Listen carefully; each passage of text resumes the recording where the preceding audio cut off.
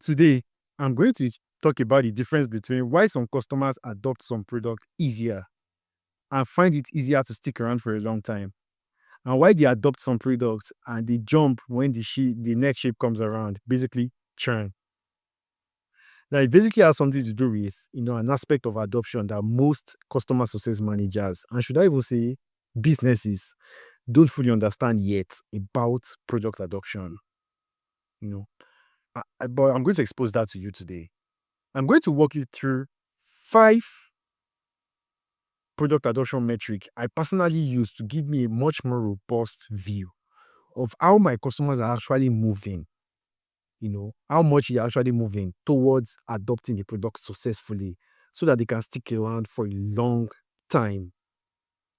These metrics that I'm about to show you, they are different because unlike other metrics that only inform you after the customer has actually adopted the product, these metrics I'm going to show you, these 5 metrics, they're actually going to allow you to track the behavioral changes that leads to this adoption.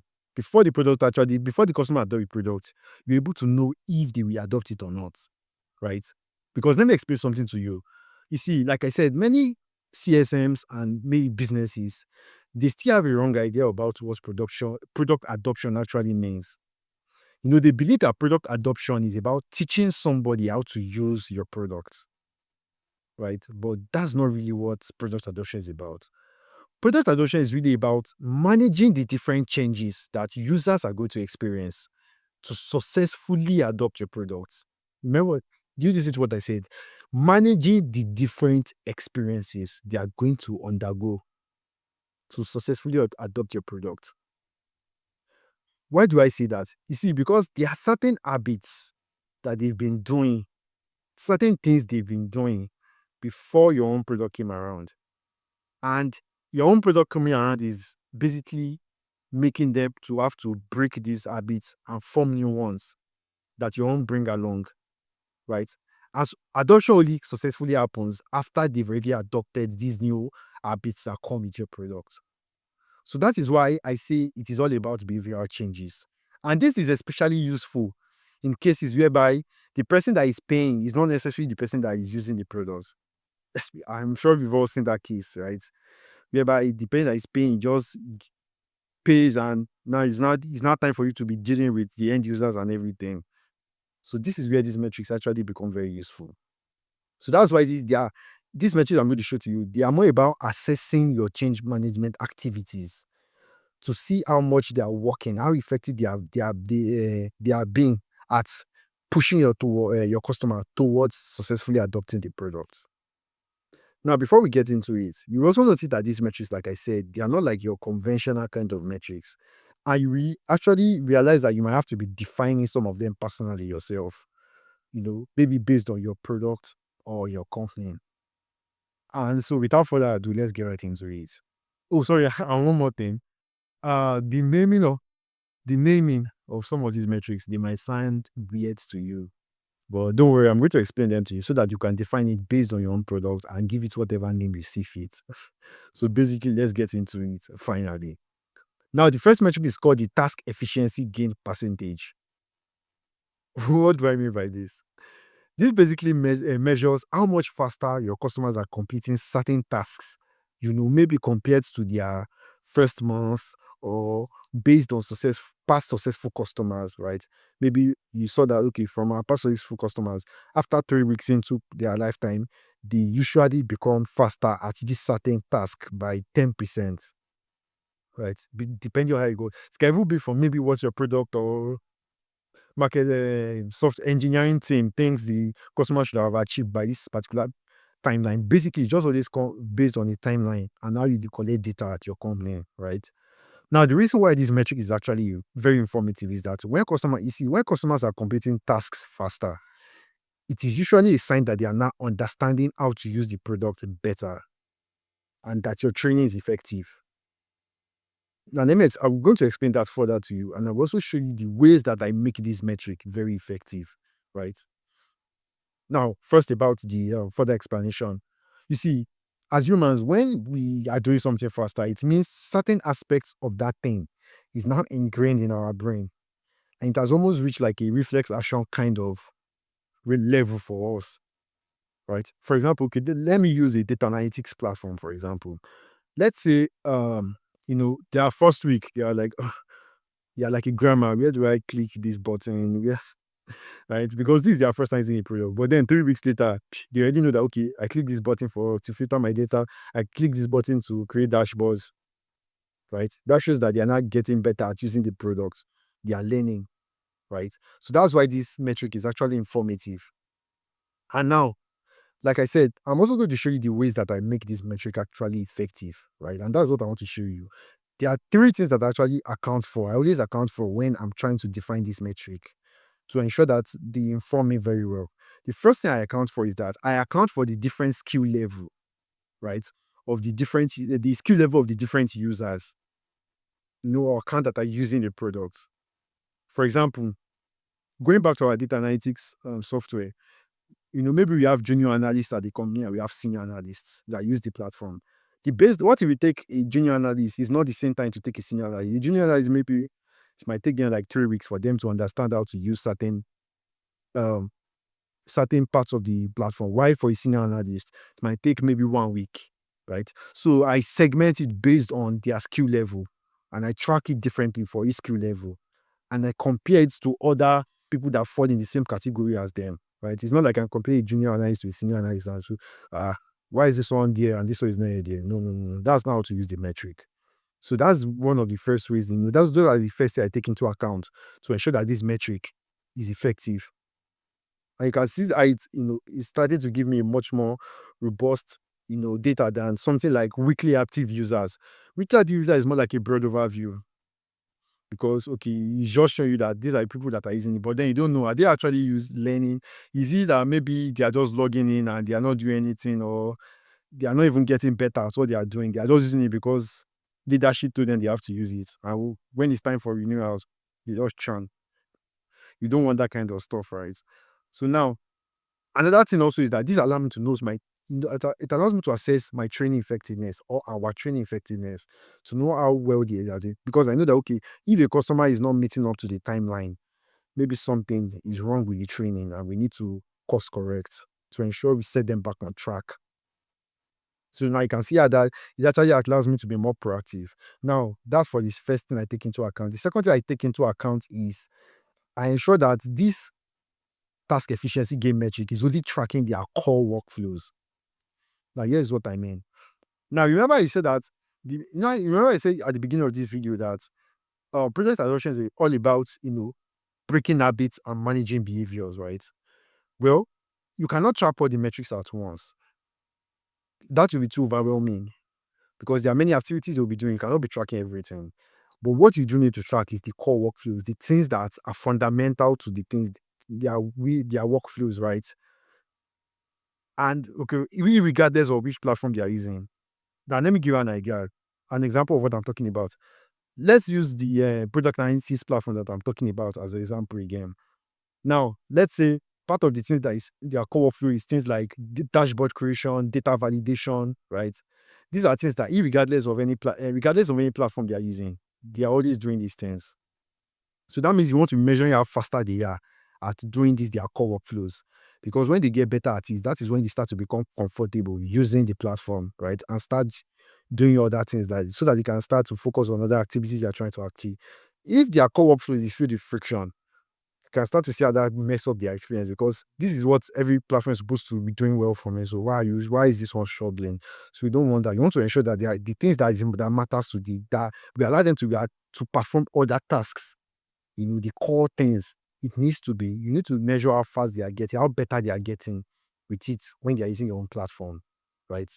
That is why as a CSM, working cross-functionally is actually important because these core workflows, you can actually get it from the product team, from their just to be done framework or from, product analytic usage, however they create their data, right? So you can know that, okay, these are the things, these are the jobs, the task the customers wants to complete, and these are the things they need to do. So these are the things I need to be tracking, right? So that's the second thing I can take into account to track their core workflows. Now, the third thing I take into account to make this metric effective is to separate efficiency from corner cutting. Now, you see, what do I mean by this? because a customer is completing something fast sometimes doesn't mean they're actually becoming more efficient. It could just mean they are cutting corners, right? For example, let's say I'm using the product analytics platform again as an example. Let's say one of their core workflows is to generate reports, and I see that okay, about 1 month into their lifetime, their report generation has now jumped, by 20%. They are 20% faster. Okay, that's good. But then I know that after they have to generate reports, they have to do another thing, data validation. But then data validation is down by 10%. What's going on? I mean, if they generate a report, they have to be validating data. So why are they not validating the data? Is it that they are not finding the product suitable enough? Right? Are they jumping to other platforms? Are they what is going on? Starts to allow me to know, that there are some red flags I need to address. Right. So that is why I ensure that I'm not only tracking speed, which is efficient. I'm also tracking accuracy and completeness of the customer. So these are the things that I use to ensure that the first metric that I'm talking about here, which is task efficiency gain, that they are effective, for me to use in a business case. So now moving to the second metric, and that is the depth and breadth of usage. Now, this is something most companies already track, right? Because it is actually very useful to tell adoption. Okay, how deep is the customer using it, and now how wide are they exploring the platform? That is actually a very useful metric. But one thing I'm even focused on more is the breadth of the usage, right? Now, why am I focused on breadth of usage? Because when a customer is exploring the platform, they are finding more and more use cases, more and more ways to employ it, apply it to their daily workflows, and they're integrating it more into their workflows. And that integration for me is key. That integration for me is key for adoption and retention, right? Of course, depth too is important, right? But then because it's not all the features that they are actually using, exploring, that they might be using deeply, because they might not have to be using them. There are certain metrics that okay, that this one they need to be using them deeply. Then that for those who can be tracking the depth. But then for other metrics, at least they're exploring and they are using it occasionally, right? So I always measure. That's why, in fact, I heard that one of the biggest SaaS companies in the world, Snowflake, they now pay their accounts managers, or their customer service managers. They now pay them based on how many use cases they can find for their customers. Can you imagine?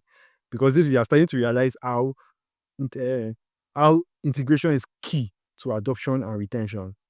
So that is why the breadth of the usage is very important to me too, because I want to know that the customer is exploring the platform. So that means they are finding it more and more comfortable. To me, it's a sign of adoption that they are successfully adopting the product. Apart from just now, you can see how even these three metrics, that's the tax efficiency gain, the depth of the usage, and the breadth of usage. These three things actually work hand in hand to give me a 360 view. First of all, task efficiency gain lets me know that are they learning, right? Is the learning effective? Are they finding the product easy to use according to learning? Then depth of usage shows me that are they finding it comfortable to use? Are they going deep enough that okay, I'm relying on this platform every day or every time to complete my task? Then breadth of the usage shows okay, do I find this product cool enough to see okay, how can I start using it more and more of it, right? To make my life easier. You can start to see how it gives me three different viewpoints of how I can be using to be tracking adoption. So that's just basically why I take these metrics serious. So now, and also one more thing, this feature, the breadth of usage also gives me more, things to talk about when I'm actually meeting with the customer. For example, maybe there are certain metrics and features they're not using, but other similar customers are using it. I can know that okay, I can use it to discuss to them that okay, this is a way you can expand your usage of our platform and get more value, right? So that's just basically how it gives me more things to talk about for me to be strategic. So that's about the second metric. Now the third metric is the champion goal proximity score. Like I said, my naming convention is terrible, but let me explain that to you. This metric basically tracks how close champions or power users are to getting their goals, using the product. Now, this ties back to what we do during the discovery, the kickoff calls and the discovery phase, where we set, success plans. During the success plans, we'll have already ascertained that, okay, these are the certain goals that we want to achieve, right? Now, I want to know how close are they to achieving those goals? Are they using our product? Are they adopting it successfully too? Is the adoption of our product helping them to move closer to this goal? Now, let me tell you exactly why I love this metric. You see, remember I said that product adoption is all about behavioral change. And behavioral change is rooted in psychology. Now, one aspect of psychology is the fact that people are much more likely to change when they see people that they know, like, and trust change, right? Okay, for example, it's like I want you to, I'm an ice cream man and I'm trying to get you as a customer, but you already have someone you buy from, you've been buying from for the past 5 years, love his ice cream. Now, if I approach you and say you come and start buying from me and dump your ice cream, man, you probably resist. But then if you see your best friend start to buy from me and your best friend tells you, oh shit, man, I love this ice cream, it's so good, you are much more likely to buy from me, right? Without me even having to say too much. So that is why in a business case, how does this apply?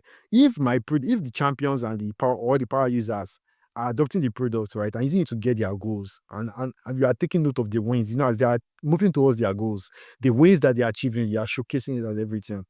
Other users in the company will be much more likely to adopt the product because now they are seeing influential people in the company using the product to achieve their own goals.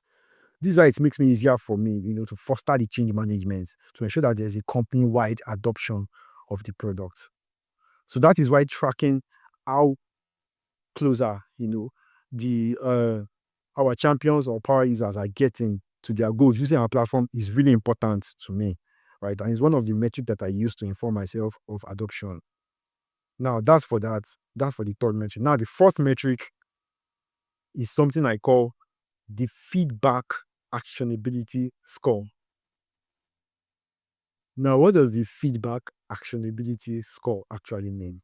Well, it just basically measures how effective the feedback they are giving us is, how actionable it is. What do I mean? You see, there's always a difference between the feedback that you get from people who actually value your product, right? And want to grow with it versus people who are just using it because for using sake. You always notice the difference in their feedback, right? That means for someone to give you actual feedback that is valuable, it means they've explored your product to a stage whereby they've seen gaps and actually want you to fix it. It's like a good friend giving you an honest advice that on what you can improve. That's just basically how it is. So now you might be thinking, okay, how do I assess the actionability of the feedback? Yeah, there are actually 4 ways I do it, right? That helps me to make this metric to be actionable and measurable. Right now, the first thing that I do to me to assess this feedback is that once I receive it, maybe through surveys or whatever, however I receive the feedback, I pass it across to either the product team or the engineering team or whichever department will help me to give me a solid opinion that is relevant to me. Now, what I do is I usually want to request for their opinions or based on on a scale of 1 to 5, what do you think about the feedback? That is one being uh, just surface level, fluffy, nice to have kind of feedback, or 5 being wow, this is actually a real business pain, right? EIT that maybe can even help us to make serve our customers better, right? That is one way I assess the actionability of the score. Now, the second thing I do is to give it weighted scores, right? After I already get it from the uh, from the from the product team or the engineering team or whatever, then I give it weighted score.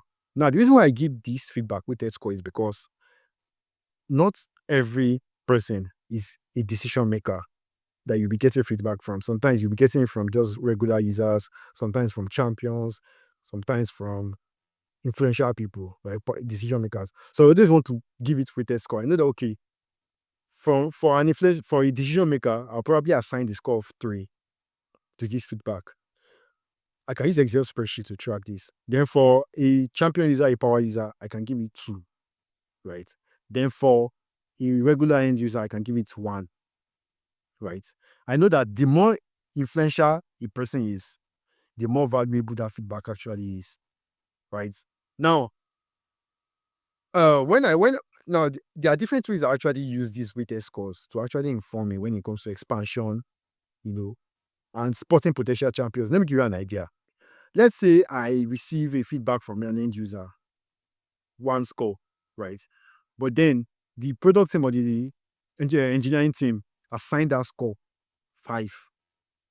1 times 5 is already 5. Now we have a criteria that any end user that falls within 4 to 5 is a potential champion. Because that means their feedback is very valuable, even though they are not influential. But at least I know that they can be a mouthpiece for us in their company, right? Then I also know, okay, maybe I receive from an influential person, a decision maker, 3, and the feedback is maybe 3 as well from product team. Like, well, the decision maker, he gave us something good, right? But then at least we know that okay, it can even inform that maybe I have to finding ways um to help this decision maker to adopt the product more. I can even reach out that okay, what are you trying to accomplish? Are this still seeing value, right? You can see how this score even gives me an idea based on the feedback that they give. Now, also another thing I can also do is that I can I can multiply this score together to actually give me an overall health score of the customer, based on to know when potential times when it's times for expansion or whatever. For example, let's say a customer, for example, let's say in the account there are 3 people. There's 2 champions, there's like 3 power users, there's 2 champions, there's like 3 end users, and each of them, I add up their score together and it gives me a score of like over 100, like it gives me like 70%. Then another account, I add up all their score, it gives me about 50%. I know that the account with 70% is much more likely to expand because I've received a lot of valuable feedback from them for them to have that high of a score versus the ones that has 50%. This is how I even start to manage my time and direct my efforts into high leverage activities just from a simple feedback. So that is another way these metrics, right? Apart from adoption, they will help me further down the line, right? So that is that about the feedback actionability score metric. You can define it however you want, but I hope you have an idea of what it is. Just basically measuring the effectiveness of the actionability of the feedback you receive from customers. So now, moving on to the last metric, and that is the relevant feature adoption lag. Please forgive me about the name. But let me tell you something. Let me explain it to you. Now, this feature basically measures how long it takes a customer to start adopting features that are new features or updates that are relevant to their workflows, especially when they've been informed, right? Now, why does this matter? Because when the customer quickly adopts a feature that is relevant to their workflows, it shows that okay, they're excited about this product. They love our product so much that they want to see what's the new feature of this has in stock for them, right? I know that okay, this a customer that is adopting the product well. Then there's another customer who we've already informed that based on what you usually do, we have a better way for you to do it. But I see that this customer is not using the feature. I need to reach out. What is going on? Are there frictions somewhere? Don't you like the new feature updates? Right? Don't you understand it? So I can see I start to inform me. Now, one thing about this feature also is that I also like to measure it out, further out. Because okay, for example, like I said, a customer might be excited to use it at first, even though they've been informed, but then use it dies out maybe 3 months later. That is not really a successful adoption, is it? No. So I want to continue to see, okay, are they continued? Is the excitement, keeping on, right? Does it continue further out? Therefore, the customer too that maybe did not first adopt, over time, what is going on? Did they adopt for a while and drop it again? Know that something is going on. You need to address this to the core. Now, this metric is not really something that I focus on so much like that, but it's helpful. It is helpful because at least I know that customers that are excited to use new features, they've definitely adopted the product.